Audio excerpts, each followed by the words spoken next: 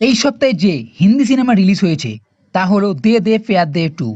অজয় দেবগন, রকুলপ্রীত আর মাধবন অভিনীত এই romantic comedy drama সিনেমাটি প্রথম পার্ট 2019 সালে রিলিজ হয়েছিল, যা ভালো হিট হয়েছিল। তাই এখন দেখার বিষয় হলো পার্ট টু কেমন হলো। সিনেমার প্রথম সিনেমাতে কি হয়েছিল তা জানিয়ে দেওয়া হয়।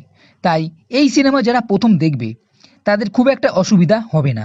একটি 27 বছরের মেয়ে ভালোবাসে 52 বছরের একজনকে, যার জন্য যখন জানতে পারে এই বিষয়টি তাদের পরিবার, তারপর হয় বাওয়াল, যেখানে কমেডি আছে, ড্রামা আছে, ইমোশন আছে ও আপনাকে ভালো এন্টারটেনও করবে।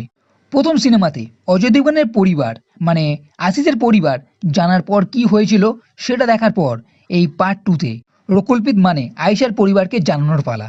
দুজনে বিয়ে করতে চায়, কিন্তু আয়েশার বাবা মা আশিসের থেকে 1 বছরের বড়।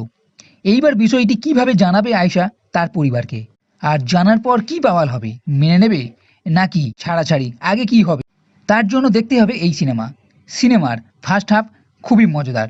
যখন বিষয়টি জানাবে বা জানানোর পর এমন বেশ কিছু ঘটনা বা সিন আছে তা বেশ মজাদার। এতে বেশ কিছু ছোট ছোট ডায়লগ আছে যাতে আপনি মজা পাবেন। এখানে ড্রামা বিষয়টা ভরপুর আছে। আয়েশার বৌদির ডেলিভারির সময় কিছু সিন বা আশিস আয়েশার বাবা মাকে পটানোর জন্য এমন কিছু কাজ করছে। এছাড়া এদের দিদার স্মরণশক্তির সিন সব কিছু বেশ মজাদার। কিন্তু সেকেন্ড হাফটা মনে হয়েছে একটু ঝুলে গেছে, যখন আর মাধবন তার মেয়ের সঙ্গে আশিসের বিয়ে দিতে চাইছে না, এর জন্য কিছু চাল চালছে। এইসব সিনে কিছুটা ইমোশন ও ড্রামা দেখতে পাওয়া যাবে, যার ফলে একটু ট্যাগ থেকে নামতে দেখা যাবে, কিন্তু এরপরে আবার ট্যাগে ফিরে আসে ও কমেডি ভাব দেখতে পাওয়া যাবে। এছাড়া ক্লাইম্যাক্সে একটা টুইস্ট আছে যা ভীষণ চমকপ্রদ। সব মিলিয়ে সিনেমা ঠিকঠাক আছে, চাইলে আপনি দেখে নিতে পারেন। সাফ সুতরা একটা সিনেমা, আমার মোটামুটি বেশ ভালোই লেগেছে।